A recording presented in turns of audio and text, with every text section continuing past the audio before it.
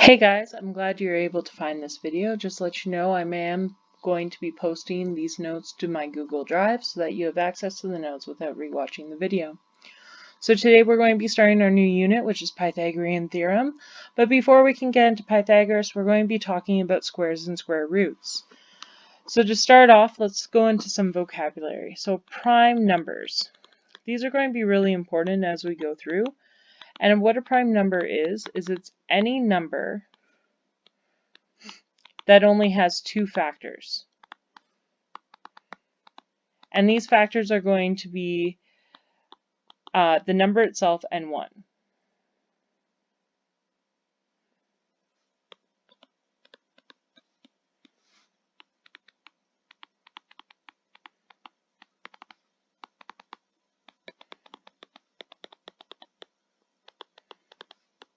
So examples of these are going to be things like 1, 2, 3, 5, 7, and 11. If you take any of these numbers and try and divide them by anything other than the number itself or 1, you're going to end up with either a fraction or a decimal. And right now we're just dealing with whole numbers. The next thing that we're going to be practicing quite a bit today is called prime factorization. It's a really big term for just saying that we're going to be writing a number out as a product, so a multiplication statement, of its prime numbers.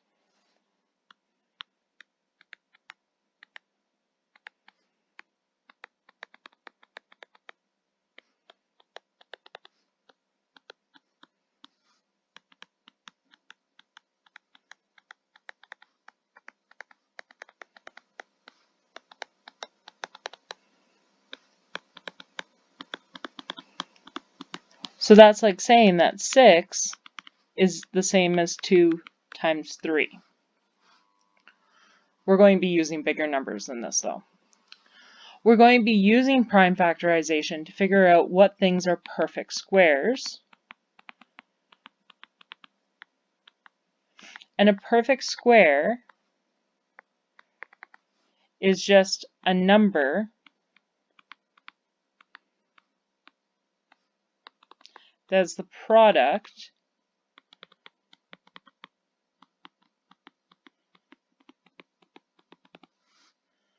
of the same two factors.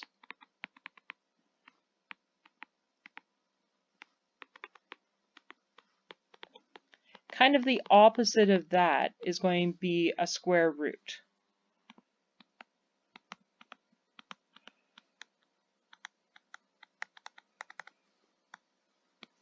And a square root is a number that when multiplied by itself equals a given value.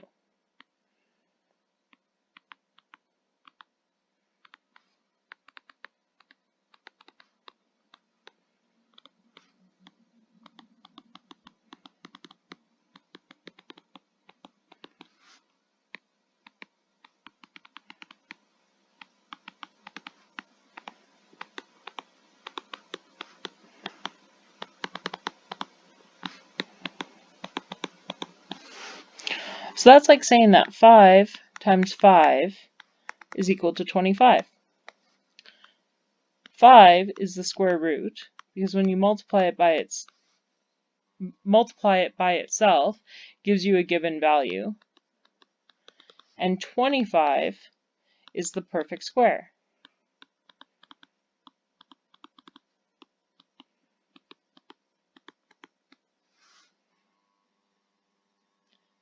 Now that we know those, we can start using these.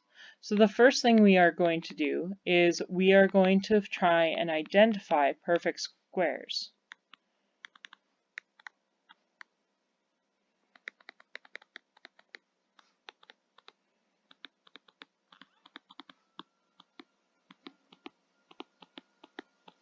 And how we're going to do that is we're actually first going to determine the prime factorization for the numbers.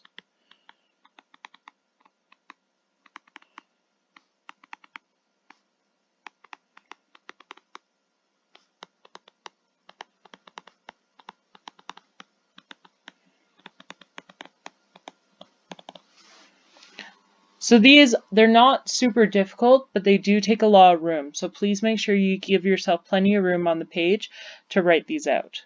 So let's first do number 24. So the very first thing we're doing is we're actually going to try and figure out what two numbers multiply to 24. And there are lots of choices here. We can do 2 and 12, we can do 6 and 4, we can do 3 and 8. It doesn't really matter. Any of them will give us the same answer in the end. So let's do 4 and 6. Well, neither of these are prime numbers. So what we have to do is figure out what numbers multiply together to give us each of these. So 4 is 2 times 2 is our only option. When we get down to prime numbers, I like to put squares around the numbers so that I know that I'm at the end. I can't go any further. The only things I could do is 2 times 1, and that would just be repeated over and over and over, and that's useless. So 2 times 2 is where we stop. For 6, where can we go? Well, we can do 2 and 3. And again, both of those are prime, so I'm going to put squares around them. This just helps me keep track. So now we're going to write 24 out as its prime factorization. So it's as easy as putting that 24 is equal to 2 times 2 times 2 times 3. I always put it from smallest number to biggest. This allows me to organize my numbers and makes it easier for the next step. So what we're trying to do is we're trying to figure out if it's a perfect square. If it is a perfect square, we can take these prime numbers and we can split them into two equal groups. So I take 1, 2, and another 2, take 1, 2, and the last number. So now I put them in their groups. 2 times 2 times, and our second group is 2 times 3. Well, are these equal? Well, this is 4, this is 6. Are there any other ways that we could rearrange these groups? Well, for this one it isn't, which means that this is not a perfect square.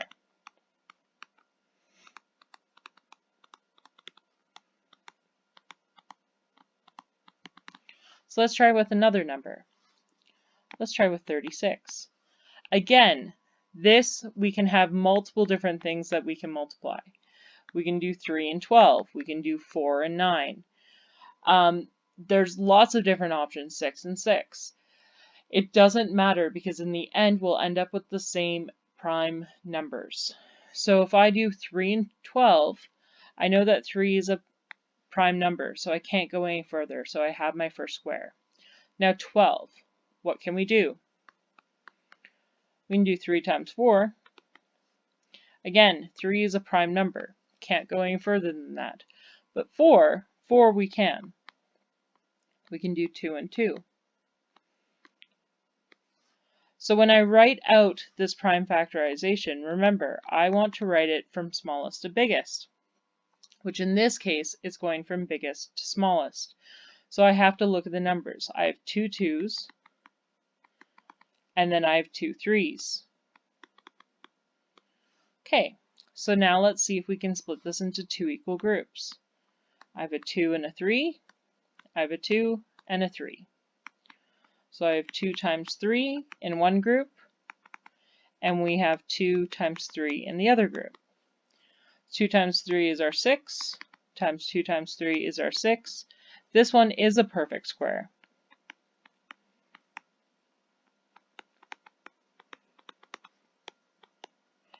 Some of these will be larger and you'll have more prime factors than just 4 of them to split into your different groups. Okay, so now that we figured out what are perfect squares, why don't we determine the square of a number?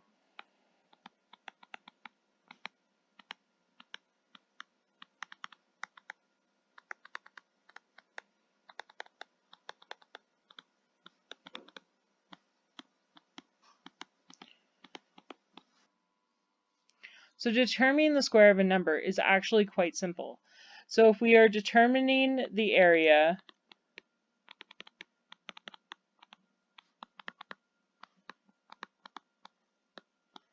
of a square picture,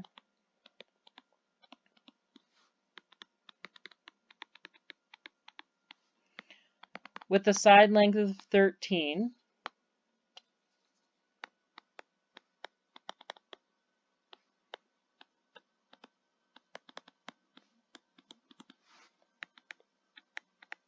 what we want to do first is draw our picture. So if it's a square, it's as simple as drawing a square.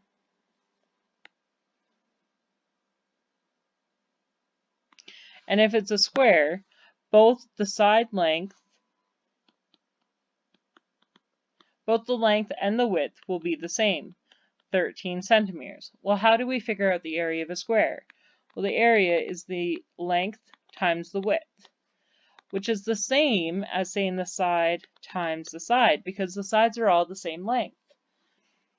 Another way to say this is side squared, because all we're doing is multiplying the side by itself. So we're going to do 13 centimeters times 13 centimeters. This will give us 169 centimeters squared. We have to make sure that we do include the units, because we're doing centimeters times centimeters. This gives us centimeters squared, because again, we're multiplying them by each other. So this next one, I want you to try it yourself before you continue watching. So determine the area of a square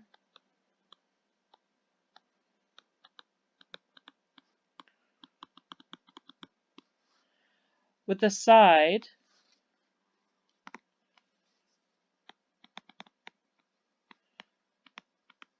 length of 16 centimeters.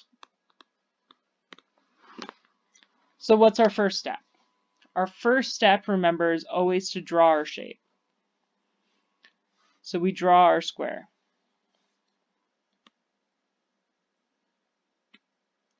Now we label it. Well, what's the side length? It's 16 centimeters. Because it is a square, what is the other side length? Well, 16 centimeters.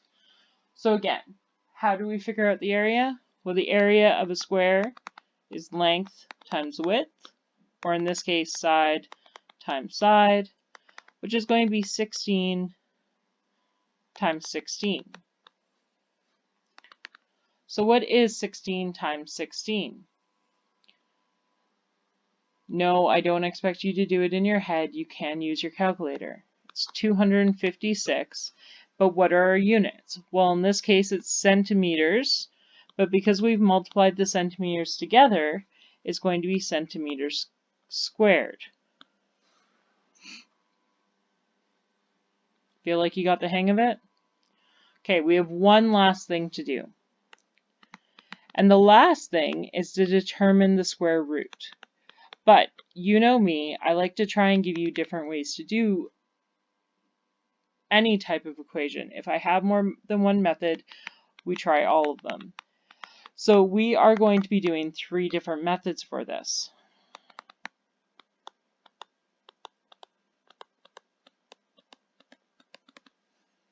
So we're going to be determining the square root of 144 centimeters squared.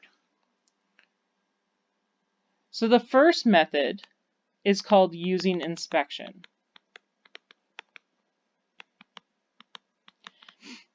In your textbook, I do believe on page 8, but I could be wrong, it shows you this example. And what it talks about is it talks about Edgar, who has this video game, and the video game cover has this picture,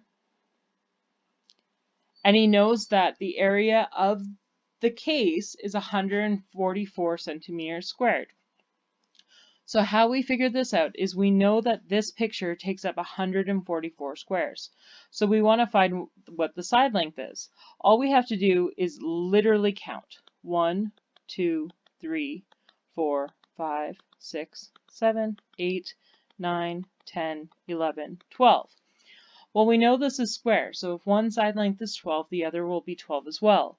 So we know that it'll be 12 times 12, and if we plug that in just to verify, we know that it is 144 centimeters squared. Our second method is going to be guess and check.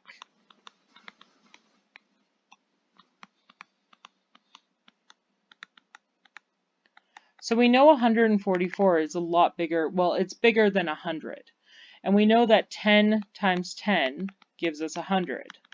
So we know it's going to be bigger than 10 times 10.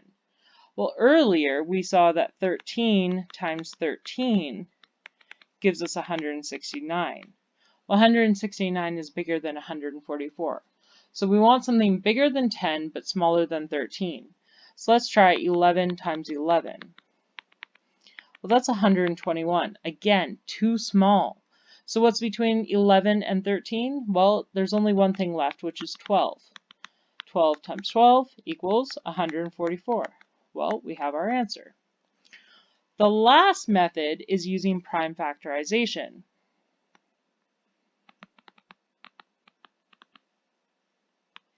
And this may seem like the longest method, but some of the numbers you're going to be given are a lot bigger and a lot harder, so you want to be using this method to be able to figure it out.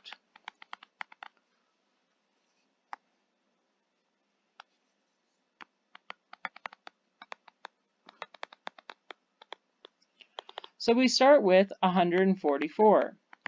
What two things can we multiply together to get 144? Well, we know we could use 12 times 12, but that's kind of cheating because that tells us that's a perfect square already. So let's do something a little bit more difficult, and we say 4 times 36. So 4, not a prime number, we know we can split it into 2 and 2. Again, I put squares around this because you'll see this one is a lot bigger. So 36. What numbers are we going to choose to divide for this one? How about 9 and 4, just to change it up. So what two numbers go to multiply together to give you 9? 3 and 3. Again, these are prime numbers, so I'm going to put a square around them. And for 4, we're left with 2 and 2. So now I have all my squares. I have no loose ends to do, so I write the prime factorization. So that 144 is equal to 2 times 2, takes care of these two, times 2 times 2, takes care of these two, times 3 times 3, which takes care of these last ones. Now we have to split it into two equal groups, if we can. So we have a 2, a 2, and a 3, a 2, a 2, and a 3. So 2 times 2 times 3, 2 times 2 times 3. So 2 times 2 gives us 4, 4 times 3 gives us 12, 2 times 2 gives us 4 times 3, which gives us 12. So it's 12 times 12, these are two perfect groups, so we know that this is a perfect square. So that's the last thing that we're going to be doing for today. Your assignment is going to be page 10 in your textbook, question numbers 1, 2, 3, but only A and B, 4, A and B, 6, 12, and 21, but only A and C. I have posted these questions onto my Google Calendar, which is on my website. And if you do not have access to your textbook because you left it in your locker, I posted a link on my website that gives you access to the textbook online. So I hope this worked for you guys. If you have any questions, please send me a message on Remind or email me. Have a great night, guys.